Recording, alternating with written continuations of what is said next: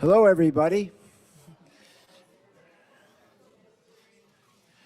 All right, so welcome to Grand Rounds for today. Today's part of our Engel Round series. And I'm delighted to have Dr. Ariel Sheftall here today, who is going to present on early vulnerabilities associated with preteen suicidal behavior. So before I introduce Dr. Sheftall, I'll mention a few things for the people on Zoom. First off, all of your cameras and microphones are turned off and will be off during the duration of the presentation. Second, don't use the chat box. There are penalties. Seriously, we do want to have a discussion and we do encourage people to questions, but do that through the Q&A box. The chat will be reserved for the presenter and the staff here and the interpreters during the talk today. And third, we'd like everyone to fill out an evaluation. That includes people here today in the room. So at the end of the talk today, there'll be in the chat box a link to the evaluation. There'll also be a slide with the link, and then an email will go out to everybody who registered tomorrow. Okay, so I'd like to now introduce Dr. Sheftall, who is a relatively new member of our department. She joined here in August, came from Nationwide Children's Hospital in Ohio. So Dr. Sheftall is an associate professor in the Department of Psychiatry here at URMC. She's also the director of academic affairs here for the Diversity, Inclusion, Culture, and Equity Board in the Department of Psychiatry. Her research, as we'll hear today, focuses on the developmental mechanisms in early to middle childhood that confer vulnerability to future suicidal behavior. And in addition, she studies the racial disparities present in suicidal behavior among young people. It's her goal with her work, a long-term goal, to frame targets for early intervention to decrease the incidence of a first suicide attempt. Arielle is also a member of the Congressional Black Caucus Emergency Task Force, which examines risk factors, practice, and policy recommendations necessary to decrease suicidal behaviors in Black youth. And she's a subject matter expert for the Office of Minority Health, where she focuses on mental health promotion and suicide prevention for Black youth, and also consults with the American Foundation for Suicide Prevention around intervention programs for Black youth. Finally, Dr. Sheftall receives research funding from the National Institute of Mental Health and the American Foundation for Suicide Prevention. Okay, so there's more I could say, but let me now introduce Dr. Sheftall, who's our Grand Round speaker. Thank you all for having me, and thank you, Steve, for that introduction. I'm just going to go through some of the slides first and foremost that I have to do. It's a legal thing, so just so you know.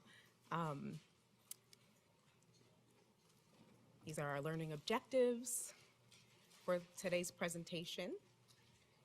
Disclosures, and certification statement, accreditation statement. So, today's topic might not be as cheery as some might hope it to be, but I think it's really important for us to really gain the information and be able to actually think about the topic a little bit differently than what we have in the past. When you think about suicide and suicidal behavior, a lot of the research has been dedicated to adolescents and adults and really has not primarily focused in on preteen youth. And it is my hope that this research that I'm doing with myself and colleagues are doing together can actually put a light and shine a light on the fact that preteen suicide does exist.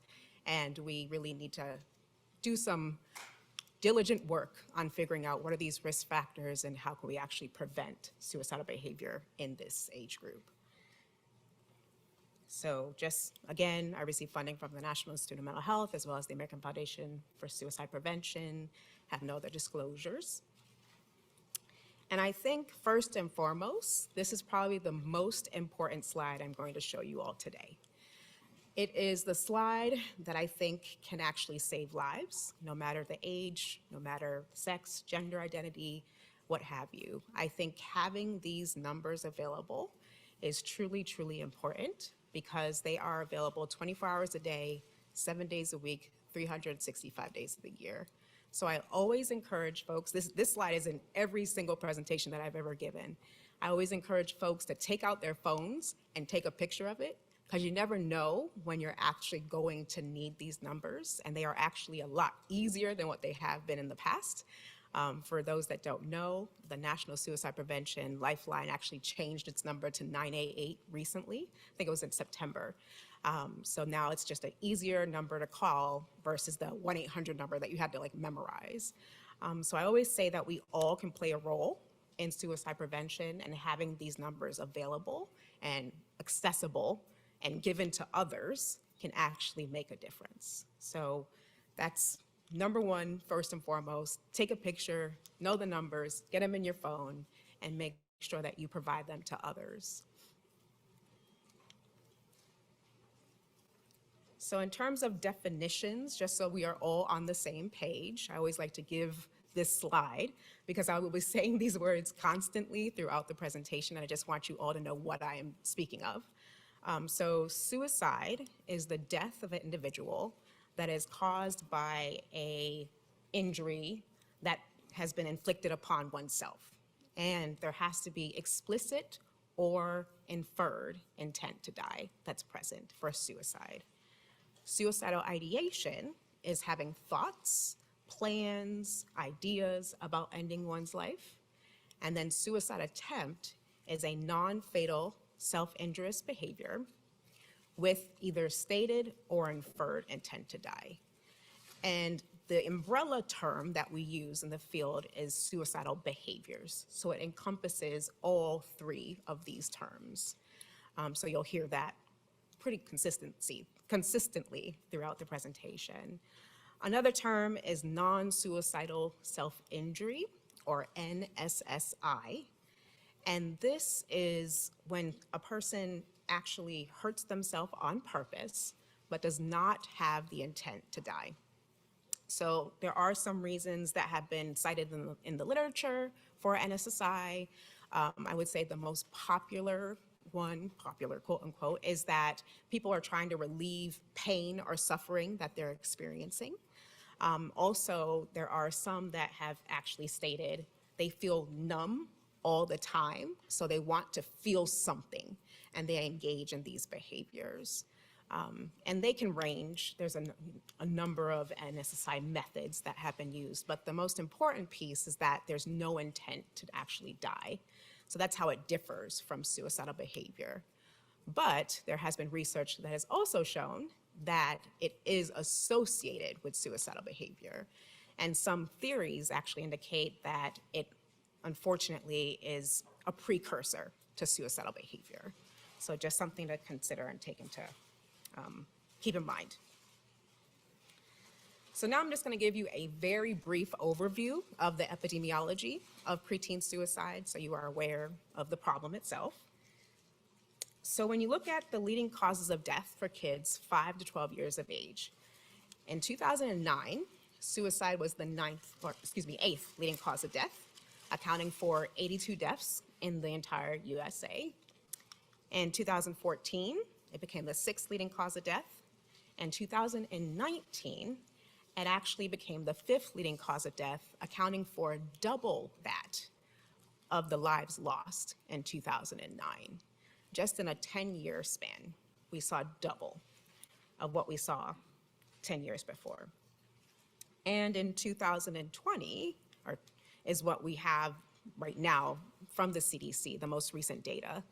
Suicide was the 5th leading cause of death, accounting for 180 deaths for kids 5 to 12 years of age. And this is another way to look at the data.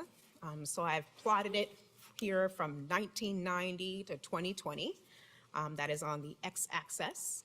The bars are actually the number of deaths by suicide, And the line is actually the rate of suicide per 100,000. And what you'll notice is from 1990 to 2020, we actually saw a 195% increase in the number of suicide deaths in youth 5 to 12 years of age.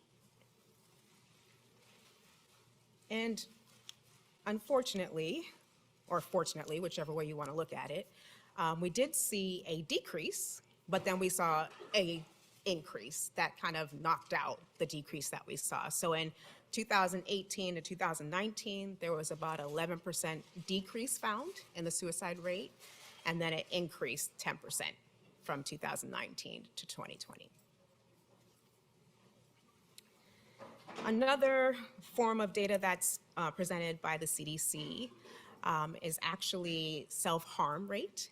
So 5 to 12-year-olds, and again, I plotted it from 2001 to 2020, so you guys can see what's going on in terms of the presentations in the emergency department for self-harm behavior.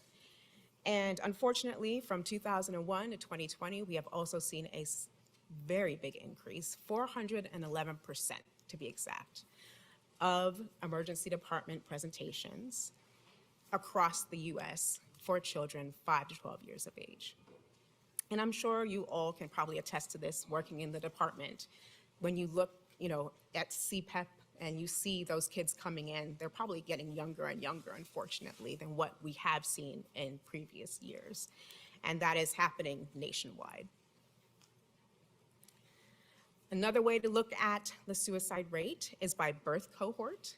So as you can see here, I've plotted out birth cohorts 1995 to 2010. The green line is 1995, the purple line is 2010. And it's the age on the bottom by year. And it's the rate of suicide death for each birth cohort. And what's happening, unfortunately, is that we're seeing the rate of suicide be present younger and younger. So for our green line, 1995 birth cohort, the suicide rate was actually 0. It was non-existent until about 9.5 years old. For our 2010 birth cohort, the suicide rate actually appears at age 8. So it's getting younger and younger and younger as we move on in time. When you look at the suicide rate by sex in this age group, it's very similar to all other age groups. More males die by suicide than females. And as you can see, this is very similar to other groups. So more males die by females. It's approximately 1.6 times higher in males than it is for females. However, when you look at the increases, that's where we're seeing the difference. So for our males, we actually saw in a 10-year span, 127% increase.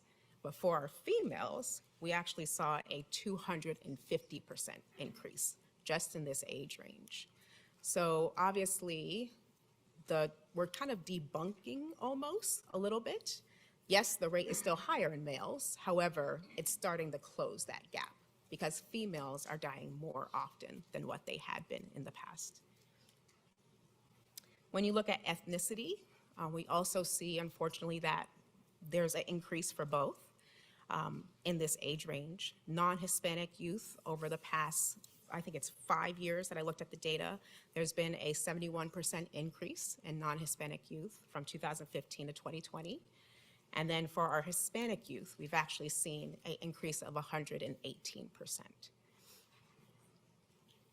And then finally, by race, what you'll see here is that for our 5 to 12-year-old age group, Black youth have the highest rate of suicide compared to the other groups that are captured by the CDC. And we've actually seen this in a number of articles that we've published with Black youth specifically. This is one of them where we looked at the age by race disparity. And what we found is that for Black youth, 5 to 12 years of age, they were approximately 2 times more likely to die by suicide than their white counterpart. And that actually flipped at age 13, where they were less likely to die by suicide. And not only are we seeing this change happening in our preteen youth, we're also seeing it happen in our adolescent youth as well. This is another paper that I published with Dr. Michael Lindsay at NYU, where we found that for self-reported suicide attempts, we've seen an increase in Black youth, 73% to be exact, over this time period that we examined, 1991 to 2017. And then not only that, we saw a 120% increase for the number of self-reported suicide attempts that required medical attention for Black youth specifically. So as Steve had mentioned, I am a part of the Congressional Black Caucus Emergency Task Force.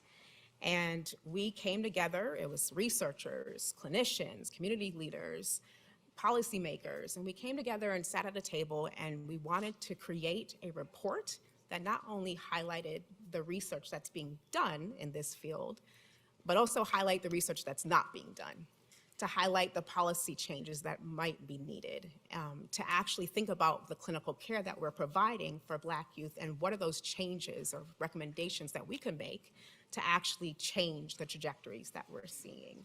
And we published this report, the Ring the Alarm report, that came out in December 2019, that is publicly available. But if you want a copy, please feel free to just contact me and I'll pass it along.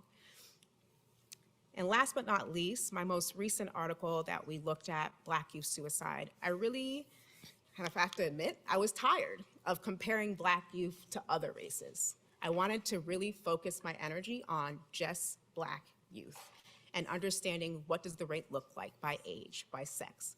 What are those precipitating circumstances that are happening prior to that child's death?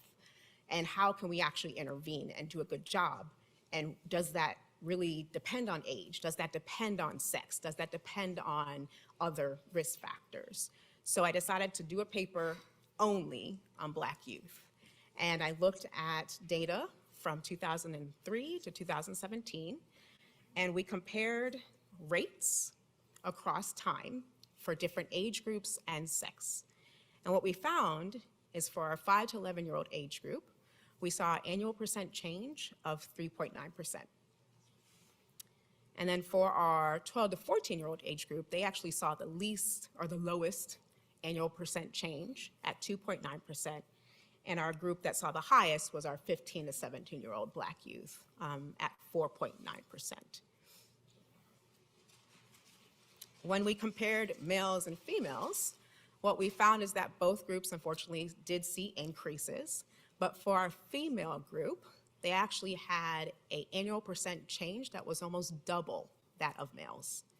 So for 5 to 17-year-olds, females in that age group, Black females specifically, are dying more frequently than their male counterparts. Then when you look at precipitating circumstances, what we found is that for our 5 to 11-year-old age group and our 12 to 14-year-old age group, there are a lot of similarities. So majority of them died in their own home. Majority of them had a family problem or a school problem prior to death. And they also died within 24 hours of an argument. With our 12 to 14-year-old age group, it was majority girls who had died by suicide. And then for our 5 to 11-year-old age group, it was majority ADHD, or at that time, ADD was still a diagnosis that could be given. That was the diagnosis that was most prevalent in those youth. And unfortunately, when you look at the data right now, for girls, Black girls specifically, 12 to 14 years of age, suicide is the leading cause of death, which is unfathomable, because 5 years ago, I think, or was it 5 years ago, I think, it was the 5th leading cause of death. So now it is the leading cause of death for 12 to 14-year-old girls. For our 15 to 17-year-old youth, what we found is that they were more likely to experience a boyfriend or girlfriend problem, more likely to have recent criminal or legal concerns. They did more likely than the other age groups leave a suicide note, and if they were diagnosed with a mental health concern, it was either depression, dysthymia, or a substance use concern. When we compared circumstances by sex, what we found is that girls were more likely to have relationship problems or crisis prior to their death. They were more likely to die within 24 hours of having an argument. They also were more likely to have a physical health concern, which I found to be quite interesting and a potential opportunity for intervention. So as we know, we talk about screening a lot in the suicide field. And if we are screening at every physical exam appointment, how many kids could we actually be saving? But not only that, how many kids could we be saving if we're screening in every single clinic in the med center? It might be an opportunity for us to consider in terms of thinking about saving lives and catching these kids earlier on so that we can get them the help that they actually do need. Girls were also more likely to be in treatment or to have a history of treatment, to have a history of a suicide attempt or ideation. And also, if they were diagnosed with a mental health concern, it was either depression, dysthymia, or anxiety disorder. For our boys, they were more likely to have a criminal or legal problem. And then also, if they were diagnosed with a mental health concern, it was ADHD. So that is some of the research that I've done on the epidemiological side of the world that I wanted to present to you all. Now I'm going to get into more of my current research projects so that you guys can see what exactly I am doing. One of the areas of risk that has been noted in the field is having a parental history of suicidal behavior. And some of the literature actually states that kids who have a parental history are about 4 to 6 times more likely to engage in suicidal behavior themselves, and also to do so at a very young age. Approximately 11 years old is usually the onset for these youth. However, there's not a lot of research concerning the specific mechanisms or on how this risk actually plays out. So we know that there might be this familial transmission. We don't know if it's genetic. We don't know if it's environmental. We don't know if it's both. So we don't know if it's a specific thing, so to speak, that we can intervene upon. So what the hope is to gain some insight from the research that I'm doing to kind of give us some pathways, so to speak, on how we can intervene for this really risky group of youth. So with that being stated, I started the FAM-RISK study back in 2018, actually. And we enrolled kids 6 to 9 years of age. Some did have a parental history and some did not, but all of the parents had a current history of mood symptoms. So we wanted to make sure that that was pretty standard over the 2 groups. And we looked at a number of risk factors. We looked primarily at the family composition of suicidal behaviors and mental health concerns. So we actually got 1st degree, 2nd degree, and 3rd degree relative history from the parent so that we can actually see, are there differences between these groups of kids? And if there was a higher familial loading, what did that look like for these risk factors? We also looked at neurocognitive functioning. So we did decision-making, executive functioning, cognitive flexibility, attention, and then emotion regulation and reactivity was another big emphasis that we had for this specific study. So this is just the demographic table, so you guys can see. On average, the kids were about 7 years of age, and average intelligence, 50%-ish female, so almost equal in terms of male versus female. And the thing that I get most excited about is the racial breakdown of my sample. I try really, really hard to include a diverse sample of youth in all of the research that I do. So about 53% of my kids actually identify as either Black, multiracial, or biracial. Majority of them are non-Hispanic, and majority of them do live in a 2-parent home, and that can vary. It can be a mom and a stepmom, or a mom and a dad. We didn't kind of break it all down. We just know that there's 2 parents living in the home. And then when you look at suicidal thoughts and behavior, what you'll notice is that there is a big difference. So our pH positive group, so our parental history group, have a higher incidence of suicidal thoughts and behaviors compared to our pH negative group. When you look at our parents, you'll see that on average, they're about 33, 34 years old. They are mostly female, but I will be excited to tell you there was about 7% of dads that participated. It's hard, unfortunately, to get dads to participate. So if anybody knows any tricks of the trade, let me know. But I am excited to say that 7% did. And then also in terms of ethnicity, race, about 43% identified as Black, multiracial, or biracial, and majority were non-Hispanic. There was a slight difference in terms of age. So our pH negative group was a little bit older than our pH positive group for the parents specifically.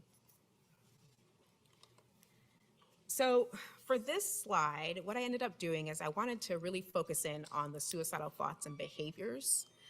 So I took the kids and I broke them down into two groups. Those that had suicidal thoughts and behaviors, so STB positive, versus those that did not. And then I tried to see what were those differences present between these two groups of kids, because again, that's where I'm hoping to intervene, right? So unfortunately, as you can see, there's a ton of differences between these two groups, but I think the overall message is that kids that have suicidal thoughts or behaviors have more risk factors present. They are unfortunately more likely to experience depressive symptoms, more likely to experience anxiety symptoms. They're more likely to also engage in non-suicidal self-injury, which we know is associated with suicidal thoughts and behaviors.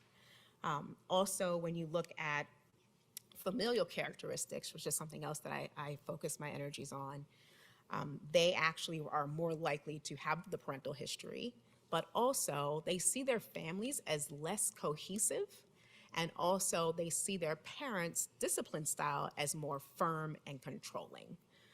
So that is something that I think is interesting to consider, because those could be potential opportunities for intervention with family therapy, right?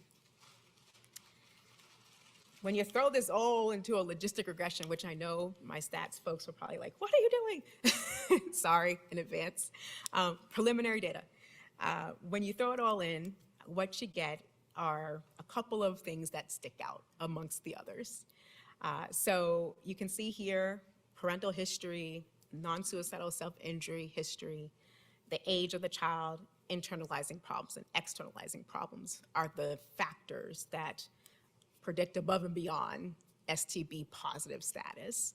And the odds ratios range from 1.1 to about 5.2, with NSSI actually being the highest. So obviously something to consider when we're thinking about prevention opportunities. And then I got real crazy. Again, I know my stats folks will probably hate me for this, but I ended up saying, what about these double positive folks, the kids that have their own history, but also have a parental history? What do those kids look like? And if we compare them to the other categories of kid, are there any differences? And where do those differences lie? So that's what I ended up doing here. So there's only 27 in this sample, and I compared them to the other group, which could be a combination, right? It could be they have their own parental history and they don't have STB positive status. So plug those guys all in there. And what I found is that kids who have the double positive, is what I like to call them, they're older. They also are more likely to have depressive and anxiety symptomology that they self-report themselves, internalizing problems, externalizing problems, and then also 63% of them have a history of non-suicidal self-injury. When you look at emotion regulation and reactivity, they have lower effortful control, and then they also have higher negative affect. And one of the subcategories in negative affect, which I think might be, again, a point of intervention, is soothability. So these kids, when they get really amped up, they are very hard to soothe. So they just are very reactionary versus like thinking about it, calming themselves down. It just kind of goes out the window. So again, another opportunity for intervention there. And then when you throw this all into a logistic regression, what happens? Well, NSSI has the highest odds ratio at 5.6, and age and internalizing behaviors are also significant. So that's what's kind of going on with this group specifically. So lessons learned thus far. Well, I think, unfortunately, as much as we don't like to admit it, suicidal behavior, suicidal thoughts, and attempts are happening at this really young age. And it's really hard for us to kind of, well, hard for me to understand that, to acknowledge that, but I think that's the first step in order for us to actually make change and to actually prevent suicidal behavior, is to acknowledge the fact that it is occurring. In this sample of youth, about 25% actually did have either suicidal thoughts or behavior. And of those, 14 actually had a history of suicide attempt. And unfortunately, the average age of first attempt for my kiddos was 8 years old. So again, younger and younger and younger. The other thing that I think is very important for us to consider is NSSI. Obviously, younger kids may have different methodology than older kids or even adults. And I think we really need to consider what are those methods and how do we actually intervene early on when those kids are engaging in those methods, because it definitely puts them at higher risk for their own suicidal behavior. And we really need to pay, I would say, close attention to NSSI.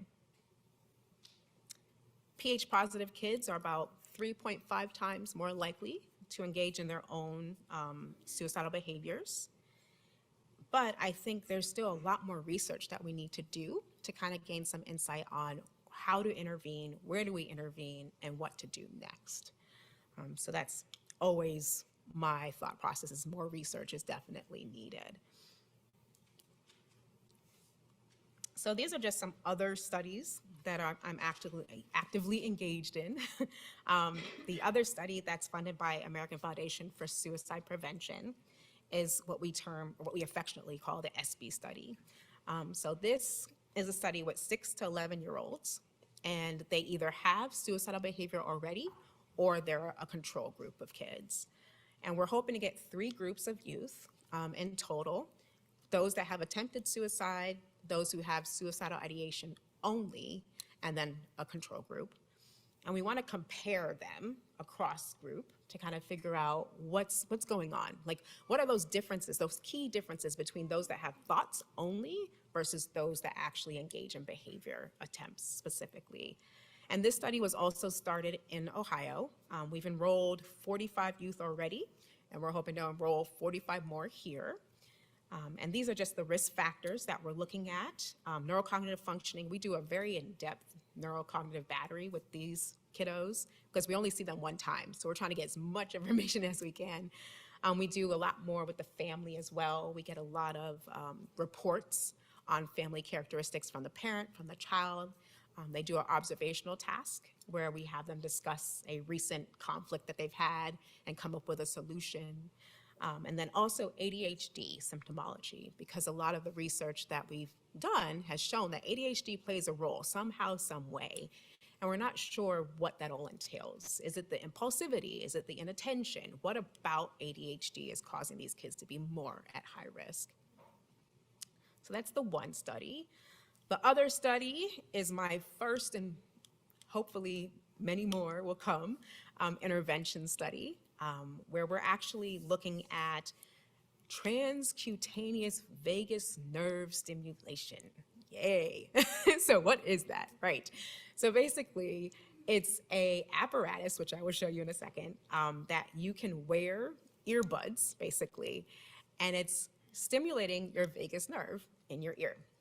And this has actually been shown in adults to actually have decreases in depressive symptomology, anxiety symptoms, as well as have long-term effects on suicidal behavior. So it hasn't been done in adolescents as of yet. So our group, along with myself and a colleague at Notre Dame, are actually going to test this out and see if it works in kids. So 13 to 17-year-olds, so a little bit older than what I'm used to, but he's more of the expert in that arena. And we're going to do a randomized controlled trial. And we're going to have 4 groups of kids: those that have the vagus nerve stimulation, those that have this peer support app that they're actually creating in Notre Dame. And then we're going to have a combo group and then an enhanced treatment group.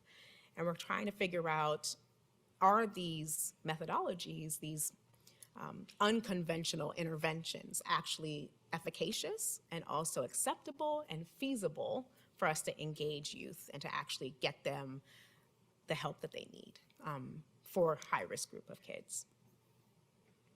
And this is what the device looks like. So this is the charging station. So it's pretty small, honestly. So you could be doing it and nobody can know that you're doing it. So it's actually kind of cool, I think.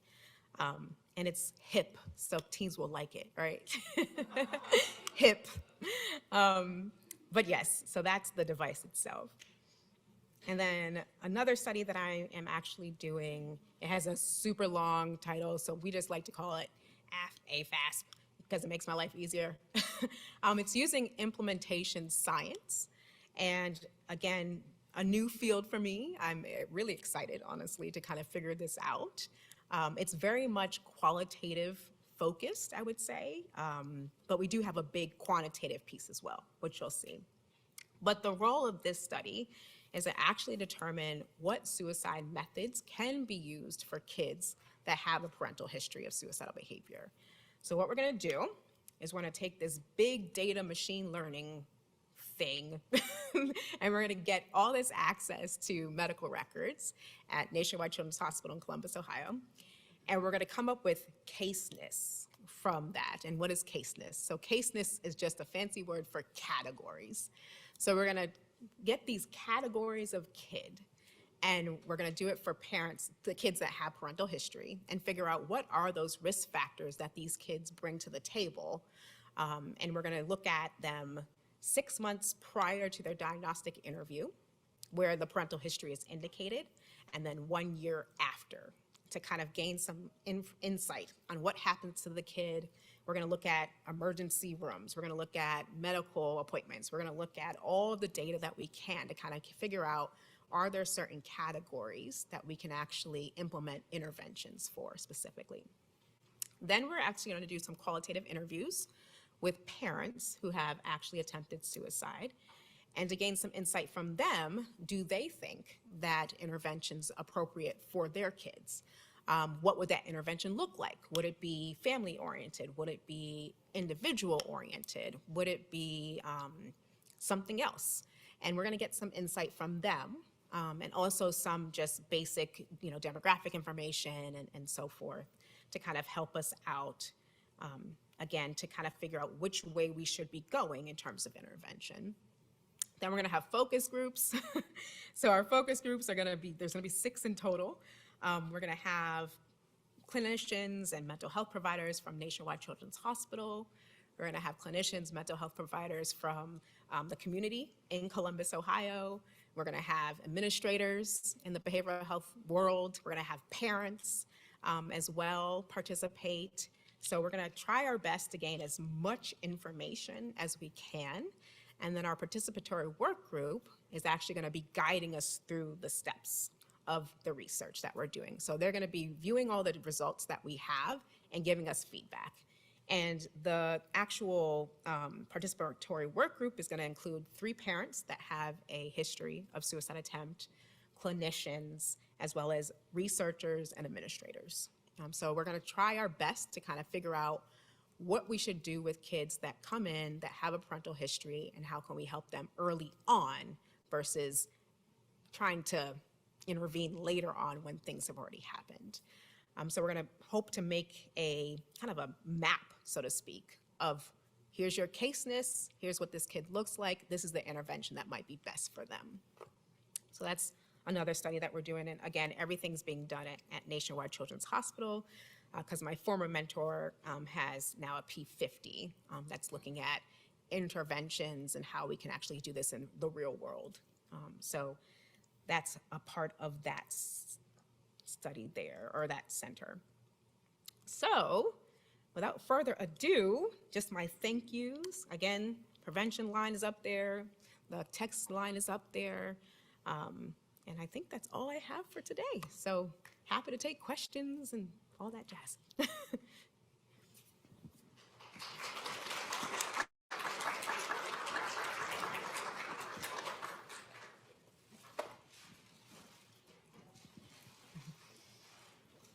Thank you, Arielle. That was really an excellent presentation.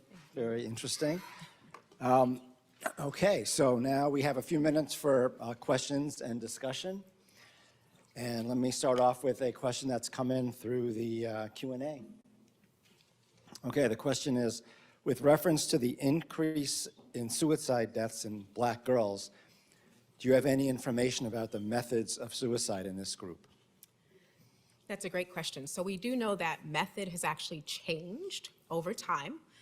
So unfortunately, it's actually become more lethal in girls than what it had been in the past, which decreases our likelihood of being able to intervene. So back in the day, the method that used to be most, I hate to say this, but most common was ingestion. So ingesting medications. And we can actually intervene on that, right? We can give that child charcoal. We can get them the help that they need pretty immediately. But now it's actually changed for females to be hanging suffocation.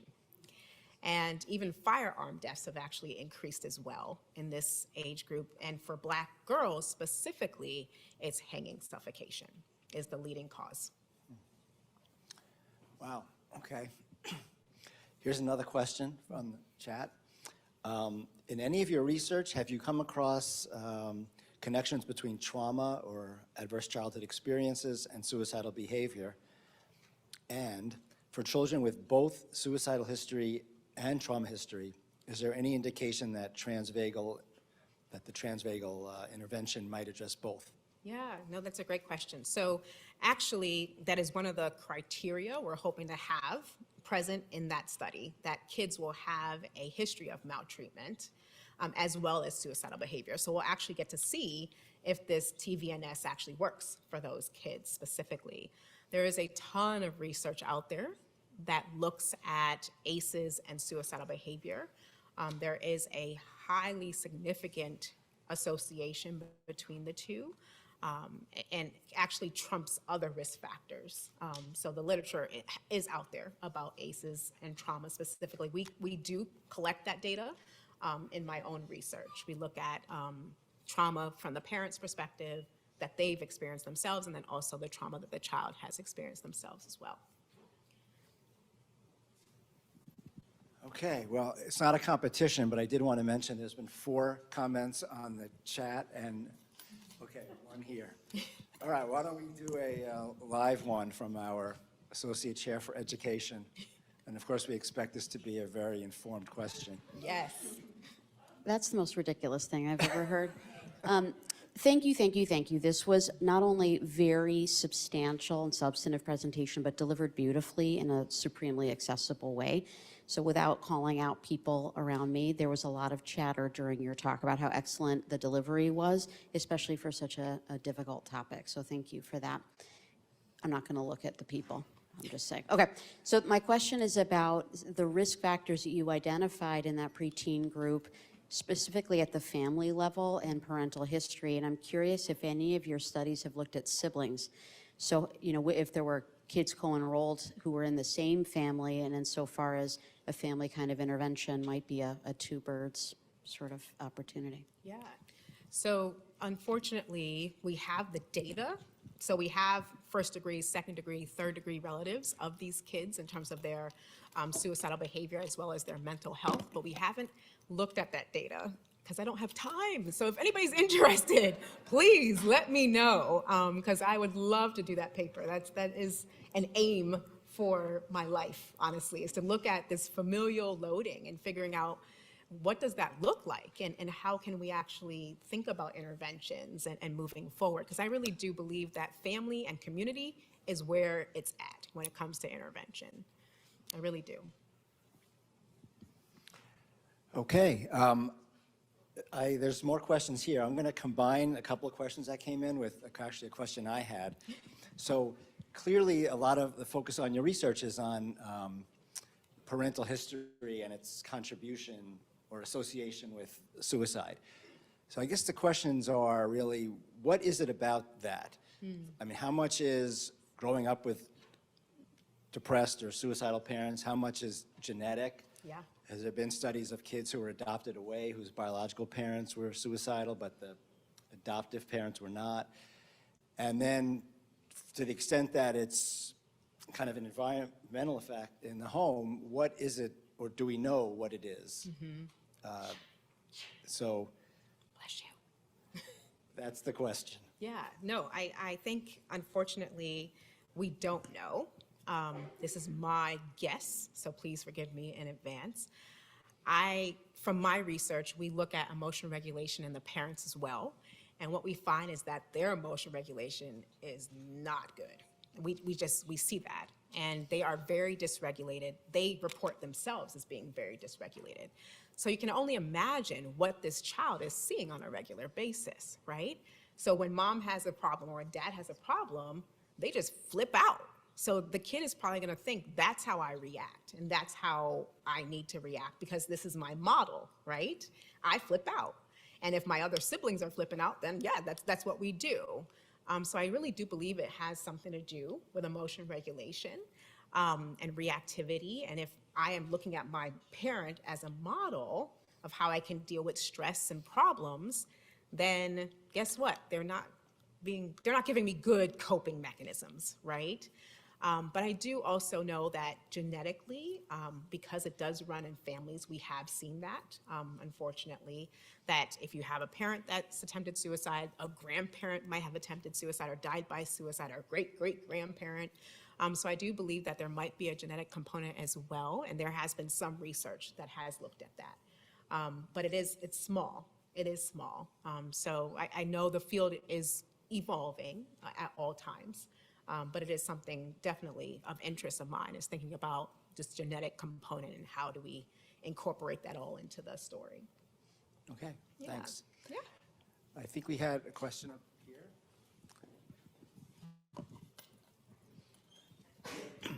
Bless you. Thank you so much for being fearless in researching this. It's a very uncomfortable topic. But personally, late childhood, early adolescent suicide is something very close to my heart, so thank you. I'm a peer specialist and a recovery coach, and I do nonprofit work with like street level outreach and crisis intervention. And we've seen almost identical rates of early onset, specifically in opioid use disorder and benzodiazepine. And I know that's something that my colleagues look for when we're kind of doing this street level research. That's a very fancy word for what we do, but we look a lot at the sort of socioeconomic demographic where these things happen. And I'm wondering if that's something that comes into play with your research. We specifically kind of look for, in a delivery sense, like, is this an area that is deeply impacted by redlining? What are unemployment or poverty rates? What is, you know, sort of the cultural makeup?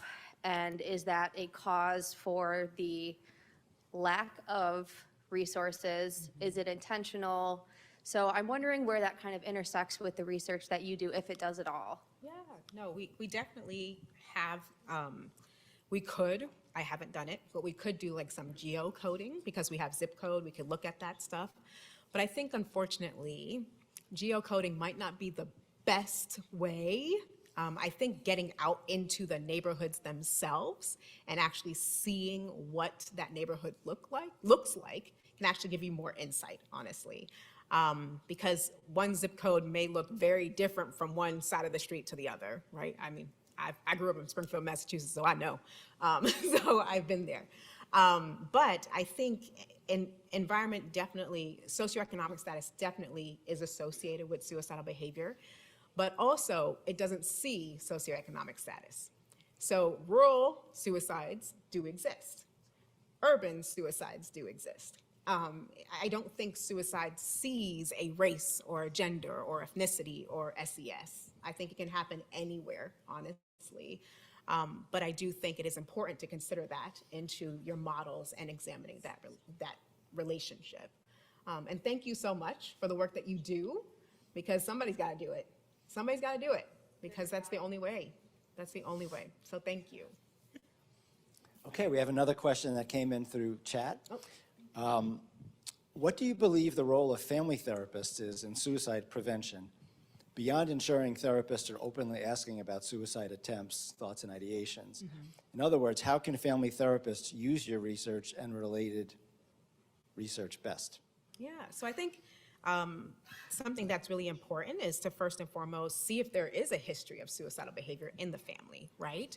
And that could be potentially uncomfortable to ask, but I think it's really important information to have, because then you can, again, start to think about, okay, which therapy, which intervention do I want to focus my energies on?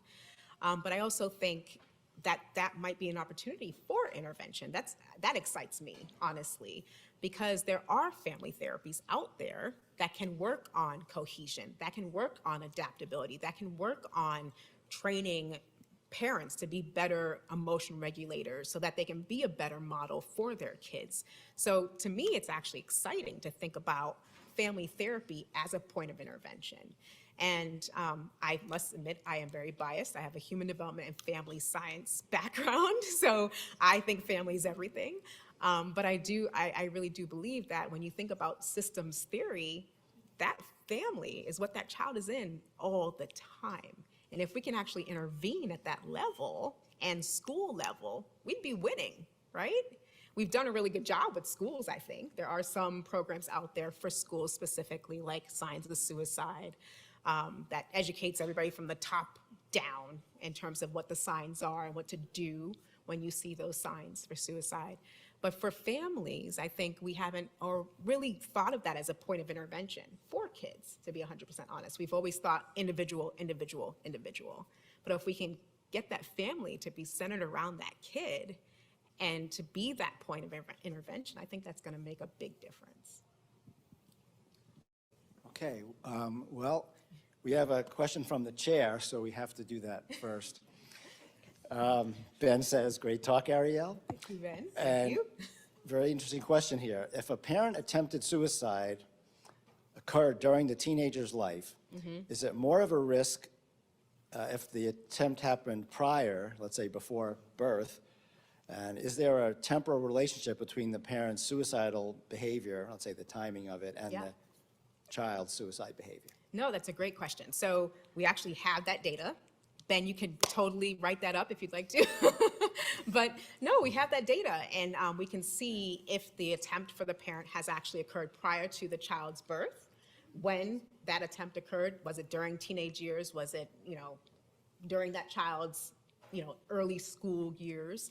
So we can actually look at that information and see how timing of parental attempt actually is associated with timing of child's attempt. I will say, just anecdotally, I've had parents that have told their kids about their suicide attempts, but I've also had parents that have not told their kids about their own suicide attempt history. I remember very clearly when I was collecting pilot data, there was this one mom, great mom, kid, she had a history. She did not want us to tell, and we did not because that's confidential, right? But then the child, we were following them over time, and then the child at their 1-year appointment indicated that they had attempted suicide. So at that point in time, we had to let the parent know because it was pretty recent. And unfortunately, fortunately, they were able to have a really good conversation right then and there, and to actually take those barriers down. So by year 2, when I saw them, they were just so, it just felt so good to be around them because they were able to talk about these things openly and honestly, and the parent and the child just had such a better relationship because the child could see that the parent knew where they were coming from. So I think that, of course, to each his own, right? When you have your own history, you do that, that's your own history, right? But I do think that it's important to consider that maybe having that conversation might actually open doors that weren't open before. Okay, we have time for one more very quick closed-ended question. Go ahead, Tara. I'll try my best. I'm thinking a lot about the slide about the average age of onset getting younger. I think it was across 20 years of cohort. I'm curious about your hypotheses. Obviously, a lot has changed for 5 to 12-year-olds in the last 20 years. What do you think is happening? Yeah, no, that's the question that I wish I could answer, because it would put me out of a job, which I'm okay with personally. If I can solve suicide and youth suicide specifically, I'm okay with that. It's multifaceted, I think, unfortunately. When you look at the research, there's just so much going on now versus when I was growing up. I think there's a lot of things that are in your face, a lot more than what they were. Whether that be through social media, through the news, what have you. But also, there's a lot more differences, I would say, that are being expressed very openly in terms of politics and procedures and so forth. Even like when you think about school boards now, it's become very political, right? And all of this affects our kids. And I think that is something to really take into consideration about the timing where we are now compared to where we were is very different. And I think that does play a role in why we're seeing these increases happen. Okay, so we're out of time. I want to remind everybody to complete the evaluation. And thank you again, Ariel. That was really interesting, really important, very good. So we'll make sure to have you back in a couple of years. Have a good day, everybody.